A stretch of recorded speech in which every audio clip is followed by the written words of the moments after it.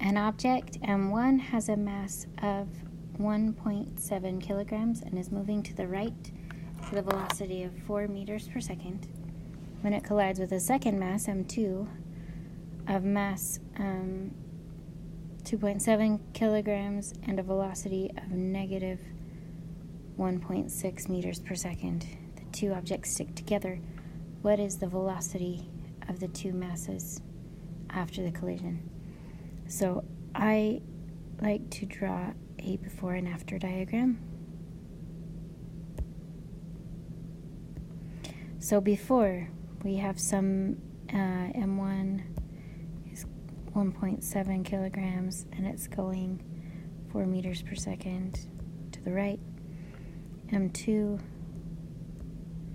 is 2.7 kilograms and it's going negative 1.6 meters per second to the left. After they stick together, so mass 1 and mass 2 stick together, so their combined masses then would be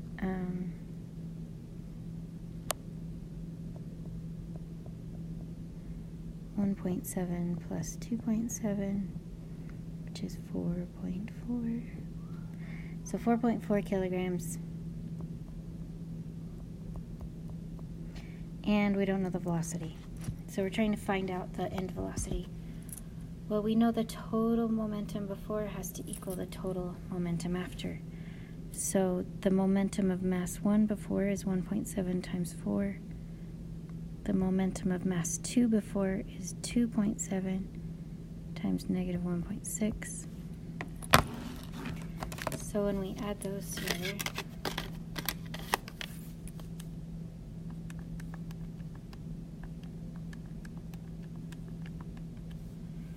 we get 2.48. That's our total momentum. So it's going to be going in the right direction. So if we know the momentum, we know momentum is mass times velocity. Divide both sides by mass to get velocity by itself. So velocity should be momentum over mass, which is 2.48 over 4.4. So the total velocity should be 0.564 meters per second.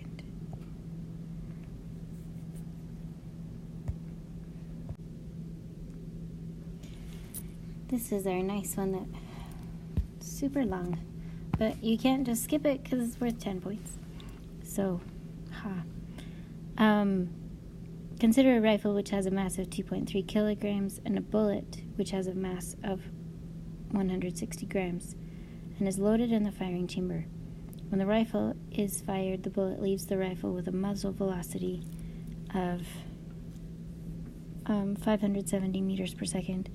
So here's the mass of the rifle. Here's the mass of the bullet. I'm going to convert the mass of the bullet into kilograms. So to convert from grams to kilograms, we divide by 1,000. So 0.16 kilograms. And the bullet, the velocity of the bullet is 570 meters per second.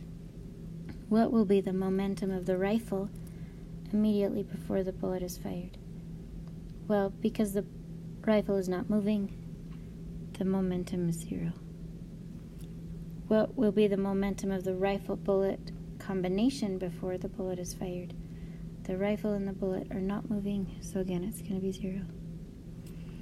What will be the momentum of the bullet immediately after the rifle has been fired? Now it gets interesting. So we know the mass of the bullet, we know the velocity of the bullet. So, and we know that P equals mv. So 0.16 times 570 should give us our momentum, which for my numbers is 91.2 kilogram meters per second. What will be the momentum of the rifle immediately after it has been fired? So here's our rifle, here's our bullet. Immediately after the bullet has been fired, we're going to have the same momentum. We started with a momentum of 0. Remember up here, what will be the momentum of the rifle-bullet combination when the bullet is fired? Before the bullet is fired, it was 0, so it's still going to be 0. So the total momentum is 0 on both sides of the collision. So in order for the momentum to be 0, because the bullet's momentum is 91.2, the rifle's momentum must be negative 91.2 because they add up to 0. What will be the momentum of the rifle combination immediately after the bullet has been fired? Again, we said after it also has to be 0. What will be the velocity of the rifle immediately after the rifle has been fired? So we know the momentum, we know the mass, so we can find the velocity. So momentum is negative 91.2. The mass is 2.3 because we're talking about the rifle here. So the velocity of the rifle is negative 39.65 meters per second. After the rifle has been fired, it comes into contact with the marksman's shoulder and then comes to a halt during a time period of 0.39 seconds. So here's our time. What is the average force applied to the rifle by the shoulder? Now we started with a momentum of negative 91.2, and because it comes to a halt, that means that all of that momentum has been lost. We have a change in momentum. So the change in momentum is 91.2.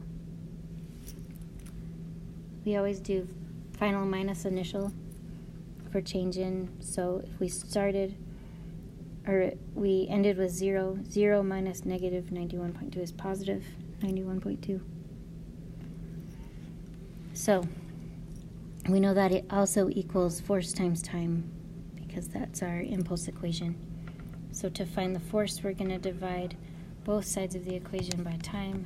91.2 divided by 0.39 is 233 newtons.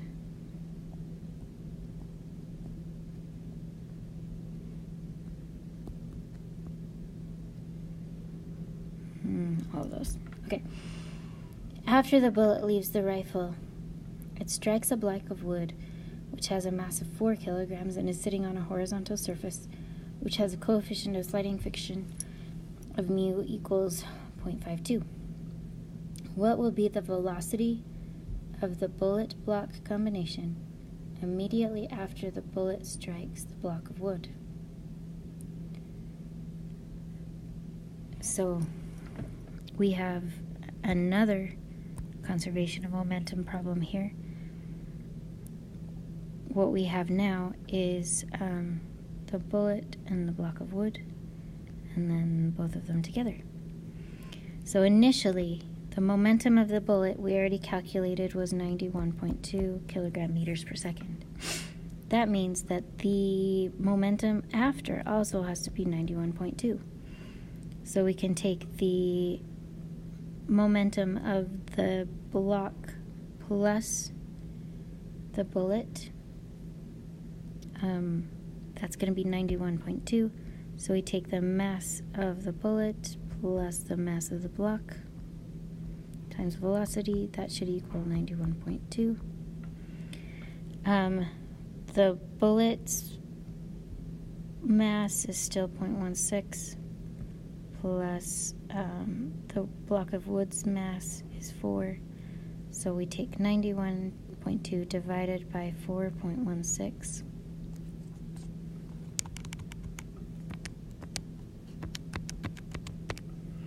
and we get 21.9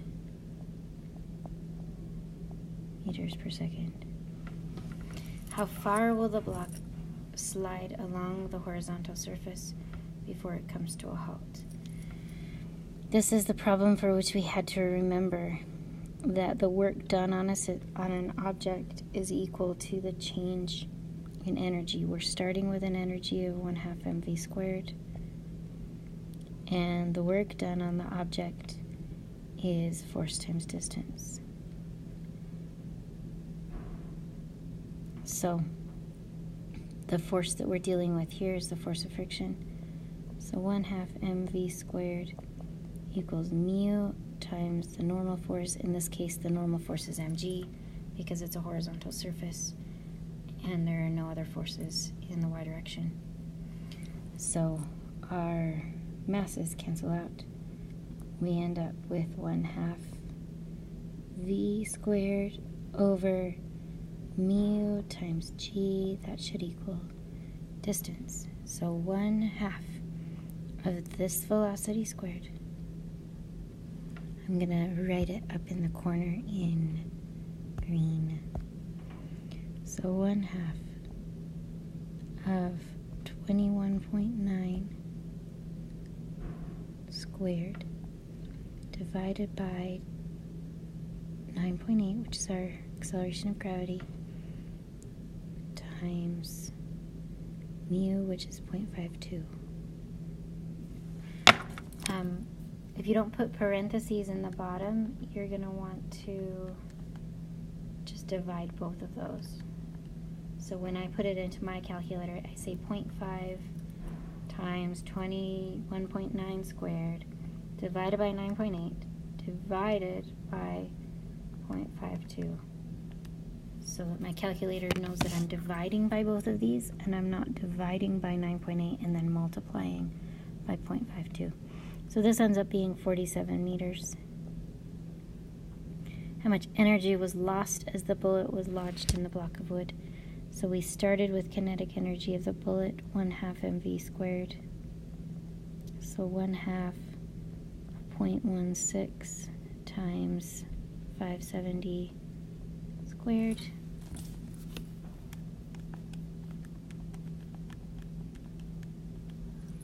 Gives us 25,992. And then we're going to do the same with after. So 1/2, the new mass is 4.16. The new velocity is 21.9 squared.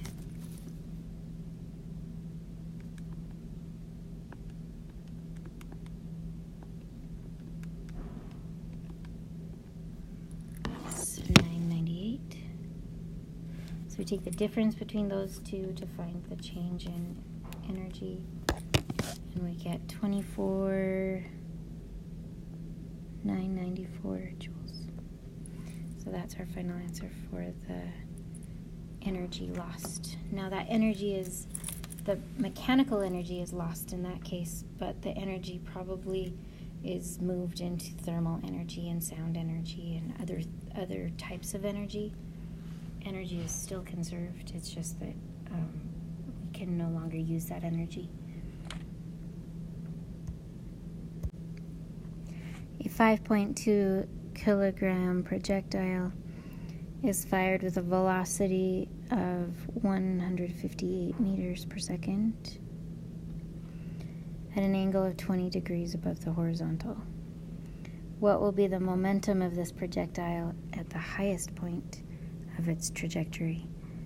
So we have a 20-degree angle,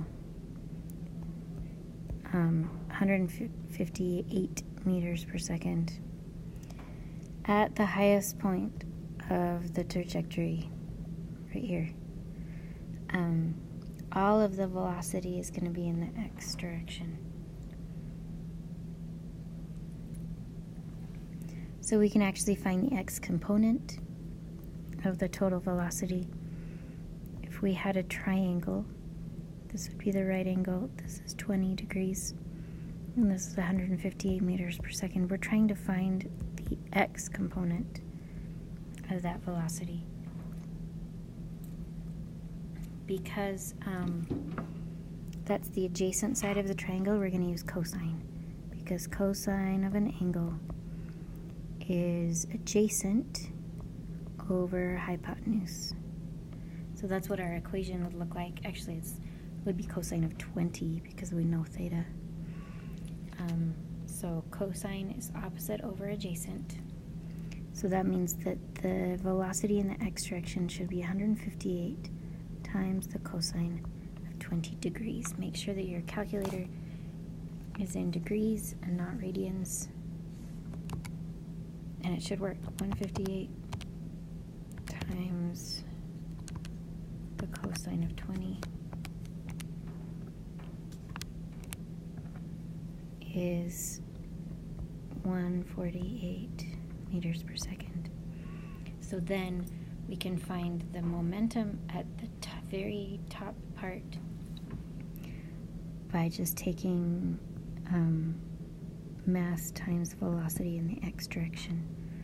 So the mass of 5.2 times a velocity of 148 gives us 769.6 kilogram meters per second.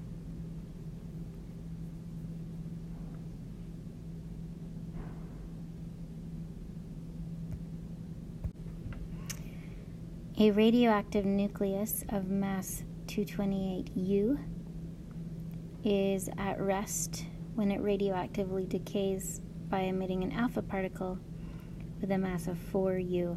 Now this U is just kind of a, this is the mass,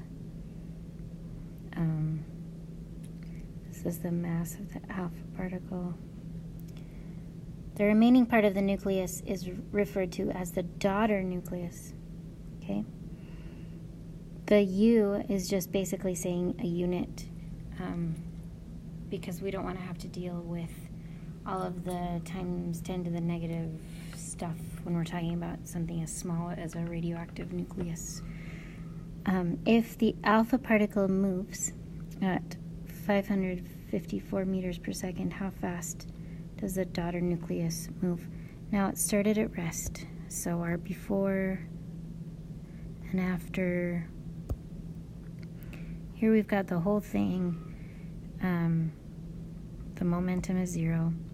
Here we've got the whole thing minus a chunk, and then here's the chunk, and the momentum still needs to be 0 because of conservation of momentum. So we're not worried about speed, so we don't need to worry about the direction. But what we have is after the mass, I'm going to say the mass of the daughter times the velocity of the daughter should end up equaling the mass of the alpha particle times the velocity of the alpha particle. So because if they are equal and opposite in direction, then they will add up to 0. So we know the mass of the alpha particle is 4U. We know the velocity of the alpha particle is 554 meters per second. The mass of the daughter nucleus is a tiny bit tricky because we started with the whole thing. I'm going to do it in yellow. We started with the whole thing here, and now we have the whole thing minus a chunk, and that's what we're calling the daughter. So in order for mass to be conserved, the daughter nucleus must be 228 units minus 4 units, so 224 units, because otherwise we're just creating mass. So it's kind of an interesting, different approach to, we've done problems before where we're adding masses together that stick together. In this case, we're actually losing mass. So that's kind of fun. And then the velocity of the daughter, we don't know. So we're just going to multiply and then divide. So 4 times 554 divided by 224. That gives us a velocity for the daughter nucleus of 9.89 meters per second. So really the only tricky part of this that we haven't encountered before is that part of this this before mass went off to become something else.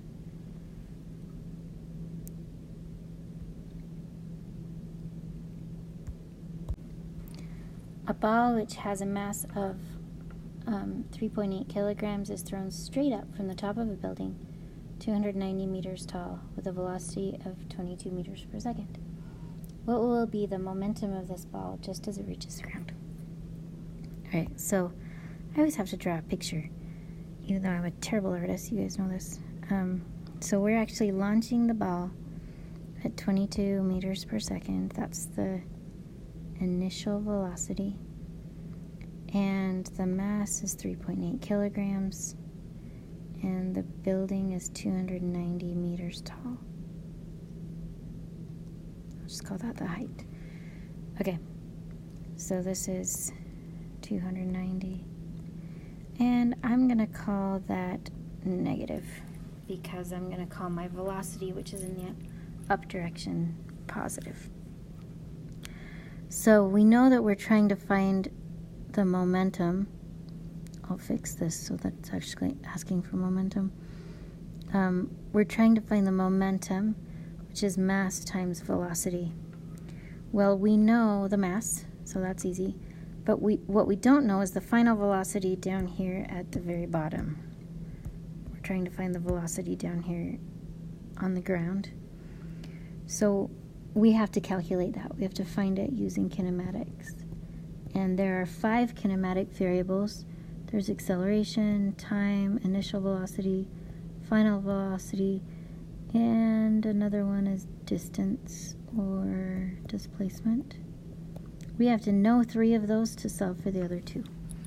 So in this case, we know the height, which is our displacement, so negative 290 meters. We know our initial velocity, which is 22 meters per second.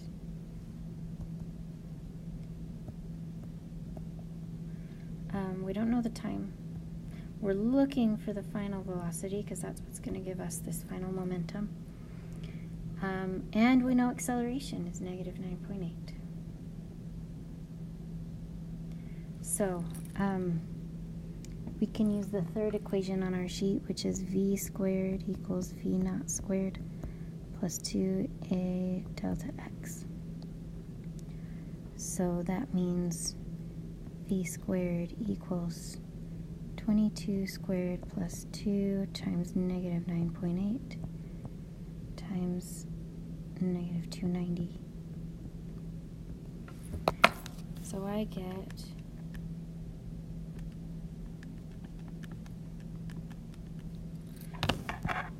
6168 for v squared. So to take the square root of that, we get a velocity of 78.5 meters per second. So now we can find the momentum. We take that, multiply it by 3.8 because that's our mass. And we get a momentum of 298.4 kilogram meters per second.